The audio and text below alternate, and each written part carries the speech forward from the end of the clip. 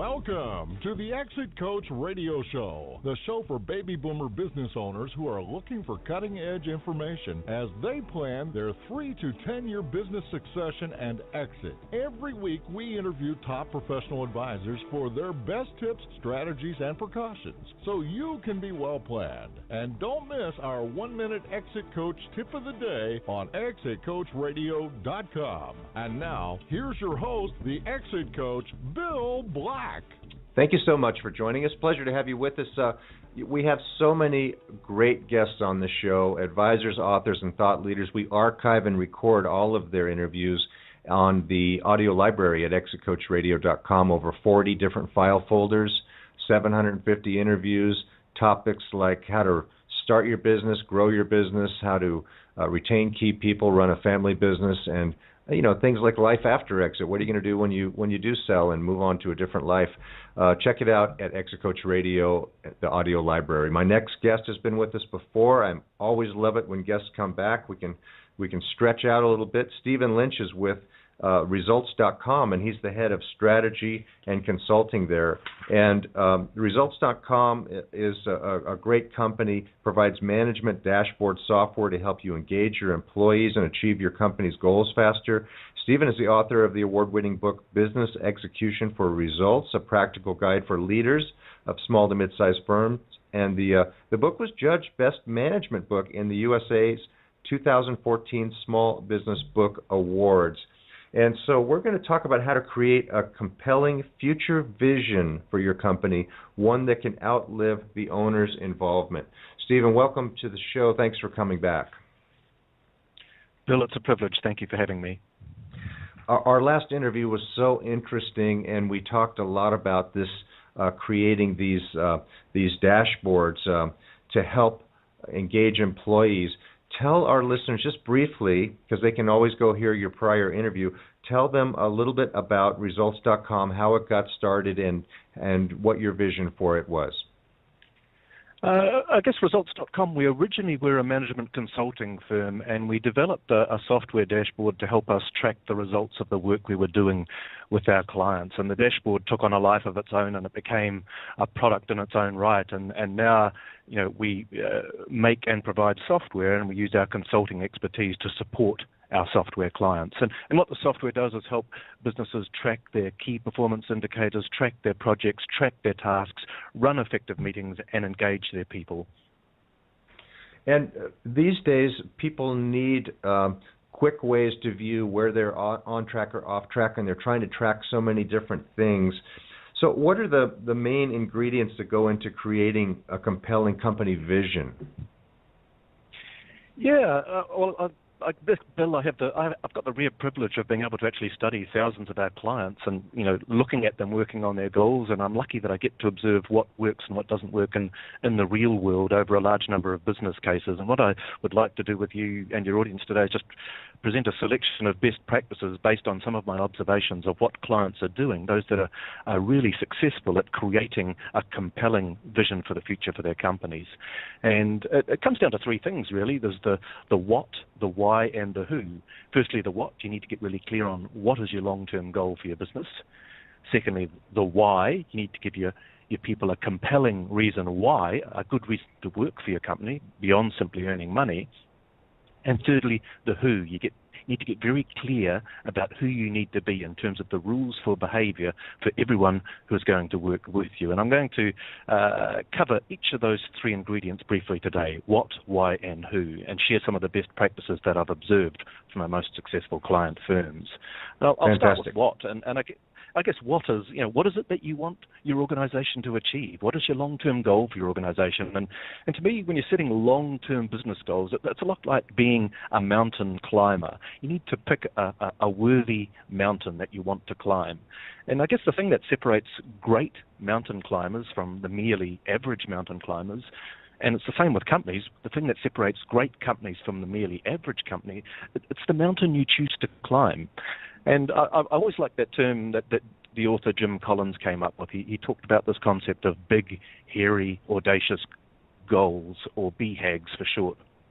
And probably the best known example of a BHAG is President John F. Kennedy's man on the moon goal. You remember in 1961, things didn't look so good for the USA at the time. The Russians were beating the USA in the space race, and in 1961, JFK set down this big, hairy, audacious goal for the nation. He said, "I believe this nation should commit itself to achieving the goal before the decade is out of landing a man on the moon and returning him safely to the Earth." And it was a huge goal, but even more important, no one had any idea of all of the things they were going to need to do to reach it. And as we know, JFK, he did not live to see this goal realized, but that's the power of setting this long-term compelling goal, a big, hairy, audacious goal. It can outlive your involvement in the organization.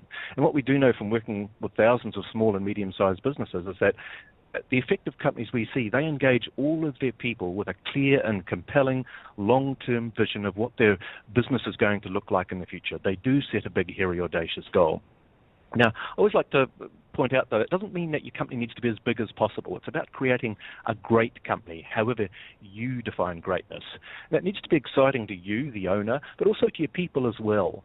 And it probably should be a little bit scary, too. It's not just this linear growth path. A BHAG is something you should post up on the wall and stare at every day and think, how the heck are we going to do that?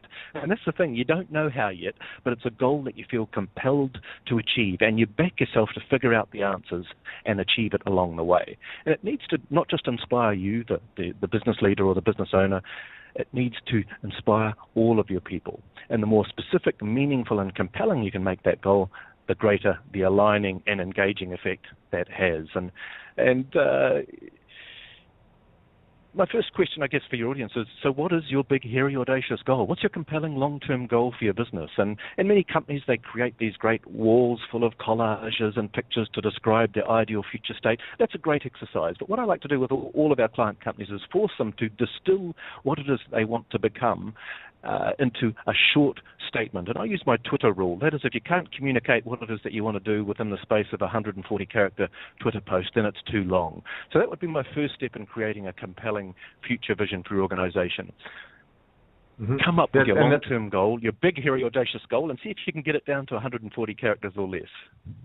And then at that point, that's something that everybody in the organization should be able to recite. Is that because there's a lot of times you walk in and you see the mission vision statements up in the lobby, and if you walked around the company, not very many people could recite those. So is that the other key to that, is making sure that everybody in the company understands that is the vision of the company?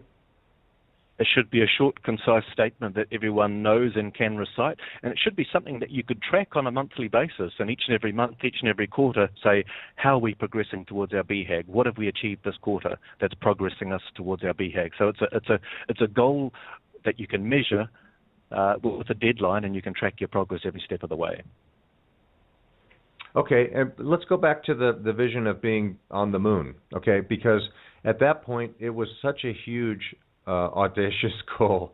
And like you said, I'm sure there were a lot of people going, how the heck are we going to accomplish this? And was there, and there was the end of the decade goal, right? So there were yes. specifics in all of those. But does that work today, Stephen? You've got such a quick, knee-jerk economy, and with technology, things are changing that fast. How far out is too far out these days, do you think? Yeah, it's a good question. I mean, when you look at Jim Collins in his book, Built to Last and Good to Great, he talked about BHAGs as being 10 years into the future, 25 years into the future. Some companies are comfortable with that. When I look at our clients, most of them are more comfortable with sort of this 5 to 10 year range in terms of setting a long-term compelling goal. It needs to be beyond your current capabilities, so it shouldn't just be like, yes, if we just keep growing at X% per annum, we'll be at this point by the year 2020. No, you should look at it and not necessarily know all the answers. And I find most clients that their BHAG sort of sit around that sort of 5 to 10 year mark, and the most common would be, here's where we want to be by the year 2020. Okay, that's great. I love that ability to frame that for our listeners, so they can think, we need to think in a realistic time frame, but not too soon. And this is not, just your meet current projections. This is exceed our wildest, achieve a vision that we're all behind. And we may not be sure how we're going to get there, but we're going to work every day towards that goal. So one of the questions I'd ask clients is like, imagine it's 5 years into the future. Imagine it's the year 2020. What great achievement, if your organization was able to achieve it, would make you think that, yeah, I spent those 5 years of my life wisely? Okay. I like that. So let's talk about the why. Yeah, that's one of the other key components of a company vision, getting really clear on why you do what you do, a reason for doing this work beyond simply earning money. And hey, we all want to make a fair income for what we do. And if we don't think we're paid fairly, we get demotivated. But money satisfies you, but it won't motivate you. It's important, but it's not enough. And people want to work for something beyond the numbers. And that's what we see, I guess, our most successful client firms do. They give they give their people a compelling reason why. And I guess a classic story to illustrate that is the story of the two bricklayers toiling away on a job, and a passerby asks each one, what are you doing? And the first bricklayer says, I'm laying bricks. But the second bricklayer's eyes lit up and said, I'm helping to build a great cathedral. And that's what you want. You want people who've got a purpose that goes beyond simply what they're doing right now, that goes simply beyond earning a paycheck. You want people who put their hearts and minds into the job, because the sole purpose of a business isn't making money or maximizing shareholder value. I mean, that might be true for economists, but real people don't get excited about those things. If you want your people to get excited about their work and do more than the bare minimum, you need to give them something to work for beyond the numbers. And studies have shown that when you've got a combination of this long-term challenging goal, a BHAG, plus a clearly articulated core purpose, a clear and compelling reason why, that does lead to higher growth and returns.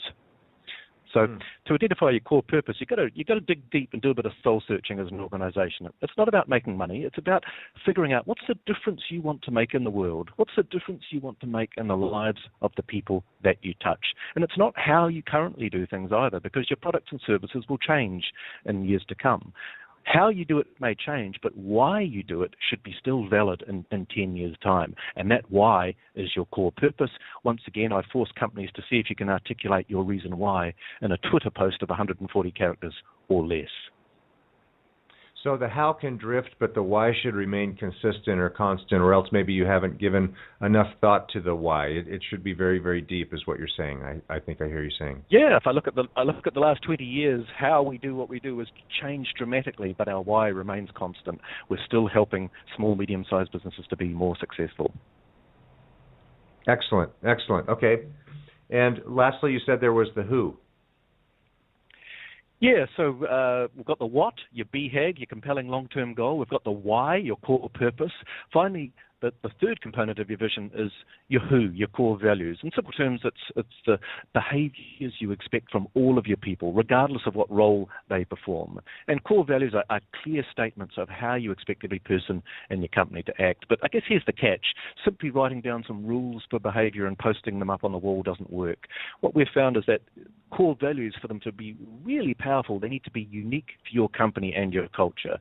And many companies, they use these vague, generic, aspirational words and statements that things like honesty, integrity, teamwork, customer service, those sorts of things, they don't create a culture. What you need is real specific core values, specific, meaningful descriptions of the behaviors that make your company unique. And I'd suggest that if your core values look like everyone else's, that you will struggle to create a powerful culture that will power you toward the achievement of your BHAG. And the most successful companies I see are those whose core values are really unique, and they're really quirky too. In fact, the quirkier their core values are, it seems, the stronger the cultures are that they have. And there's this example that I really love from a company. They're a third-generation painting firm. They've been in business for more than 100 years. They're the market leaders in their city. So they do painting and interior decorating. And they've got one of their core values is this: 3 coats of paint means 3 coats of paint. And I thought, I love it. I mean, imagine you're a 15-year-old and you've just left school and joining this painting firm as your first job. When core values are expressed in words like that, you know exactly what's expected of you. It's not some ambiguous term like integrity. It's 3 coats of paint means 3 coats of paint. And it's a clear statement that tells everyone, here's how we do things around here. And your core values need to look something like that. That's great. That's really great. That really demonstrates to everyone, like you say, that we do what we say and we mean what we say. So now, how do you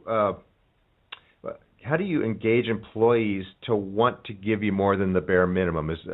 You've talked about these things and how you establish these main ingredients, but how do you engage the employees? Yeah. First of all, it's keeping these three things visible front and center all of the time. So as leaders, we need to, constantly remind people of where we're going. So we've got our So that's your number one job as a leader is to keep that vision of a better future in front of your employees at all times. But also as a leader, you need to say, and here's what we need to do next. So here's where we're going, but here's what we need to do right now. And to clearly communicate and provide clarity for people around the steps they need to take right now that are going to lead them towards that better future. And I guess another great thing that I see, our most successful companies do is that they really bring their core values to life. They really bring their culture to life. And when they've got their core values nailed, what we see them do and what we encourage them to do is each and every week, as part of their weekly meetings, is that they make it compulsory that everyone in the company needs to share a story of where someone in the company demonstrated one of the core values in the previous week. It only takes like 15 seconds per person, but they make it a compulsory item. So, for example, I might say, hey, I'd like to nominate Bill for demonstrating our core value of passion for learning because of the great educational content he shared with us last week. And they make it compulsory to share a story each and every week, and that indoctrinates those behaviors, and over time it becomes part of your culture. And that's how you create a culture that can outlive the owner's involvement, but also that it really engages your people and what it is that you're trying to create here. Well, and when that's an expectation that somebody may be called on to do that, then everybody's watching to see what everyone's doing in a positive way. I like that a lot. That's fantastic. That's a great thing. So now, one of the things we talked about at the onset was how do you create an enduring company culture that will outlive the owner's involvement? Because so many owners now are thinking, yeah, while I'm here, I'm watching over all of this stuff and I can see it and take care of it, but I'm concerned about what happens when management changes, if these cultural rules, these tribal rules, don't endure. How do you create that? Yeah, the compulsory storytelling is one big aspect, but it's getting those rules really locked down. Your core values, they need to be musts, not nice to haves. And so what do I mean by that? I've got this checklist of 4 questions that I use to check whether the values you come up with, the behavior with, are really core to your organization. And the first question is, would you confront someone if they weren't demonstrating this behavior?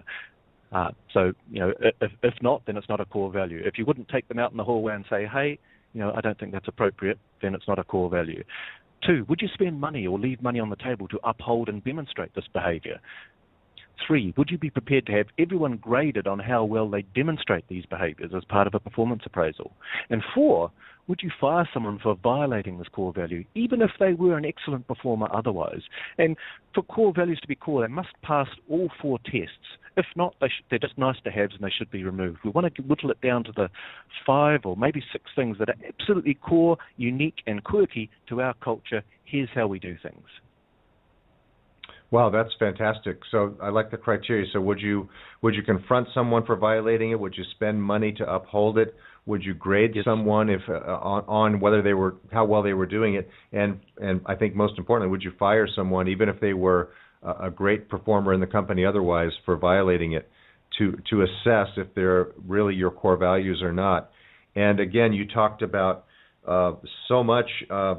It was just a great time with you today, but we talked about, again, the importance of brevity and having a methodology for putting all of this stuff together. And, one of the key things that our listeners would say is, I don't know if I have time to do that. I think I should talk to Stephen about this because he's an expert in this. You speak at groups as well, at business owner groups like Action Coach, Vistage, and others.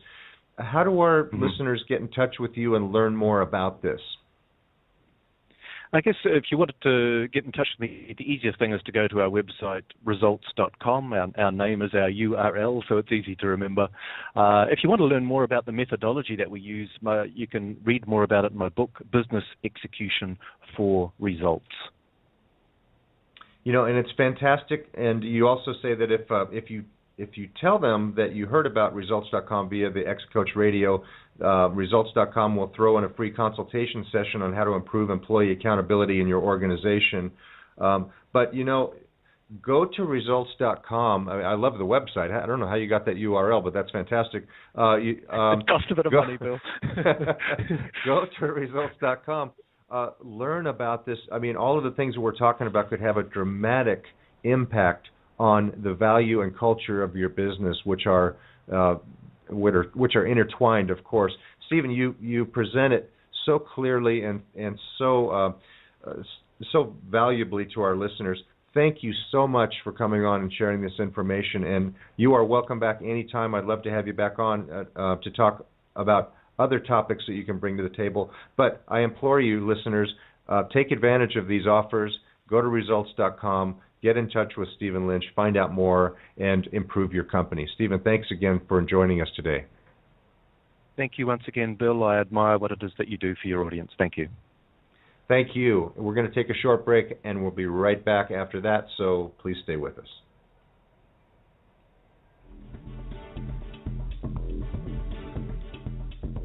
Hi, everybody. This is Spike Reel for the Exit Coach. Business owners, can you name the 8 key value drivers that you and your managers should be focusing on to increase the value of your business? Introducing the Sellability Score Index. Visit our website and answer 25 questions about your business, and you will instantly receive your sellability score, showing you how well you stack up in the 8 value driver areas. It's a great management tool. It's absolutely free for our listeners. Just visit exitcoachradio.com and click Get My Sellability Score.